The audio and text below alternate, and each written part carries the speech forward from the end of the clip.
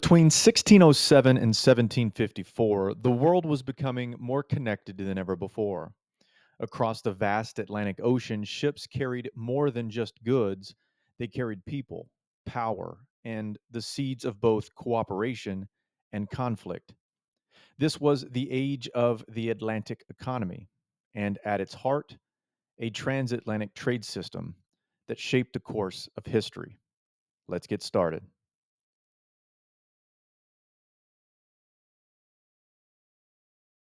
An Atlantic economy emerged during the 17th and early 18th centuries, a dynamic system of exchange between Europe, Africa, and the Americas.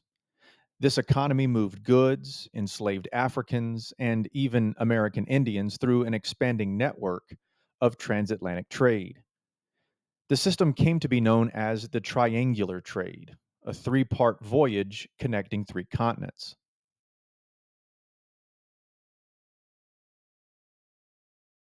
Here's how it worked.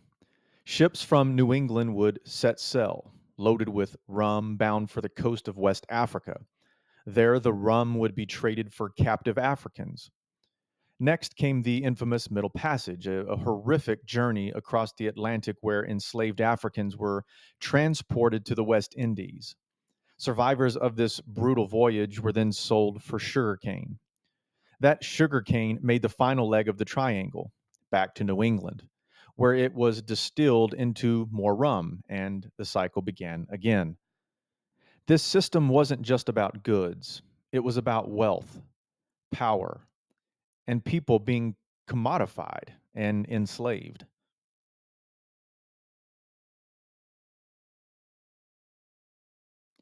Behind this booming economy was a powerful idea: mercantilism.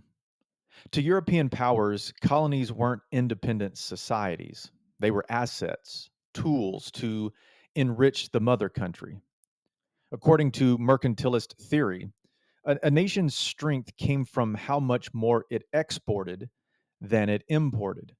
That meant colonies existed for one reason: to supply raw materials and markets that would increase wealth back home.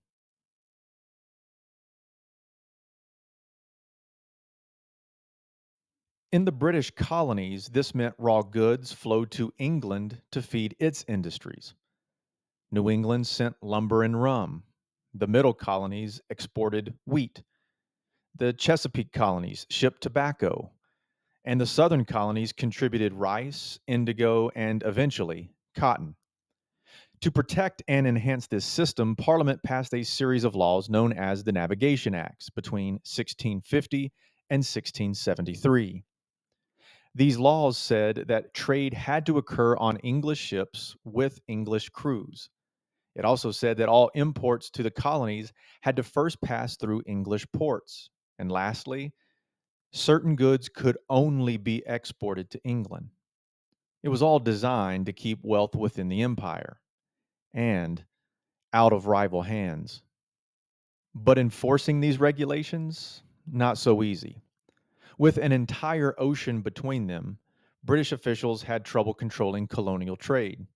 Add to that the political turmoil in England, like civil wars and changes in monarchy, and trade enforcement became a very low priority.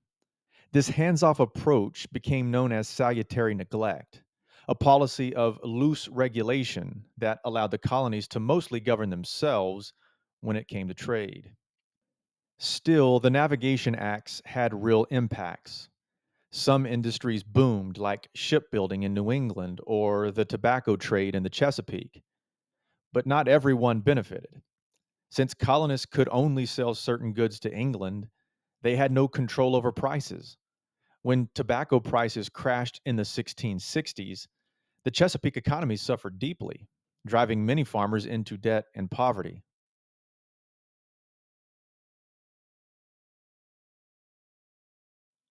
While official trade followed British law, smuggling and bribery flourished under salutary neglect.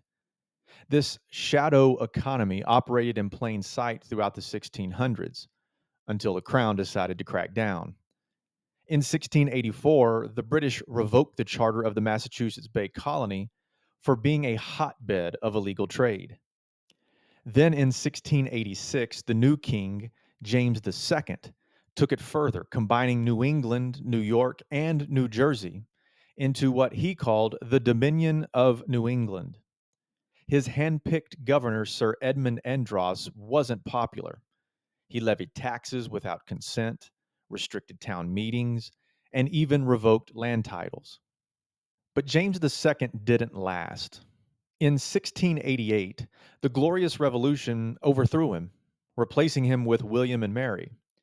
Their rise marked the end of the Dominion of New England, and Andros was arrested by colonists. Though the colonies regained some autonomy, the conflict between imperial control and colonial independence would only grow stronger in the decades to come.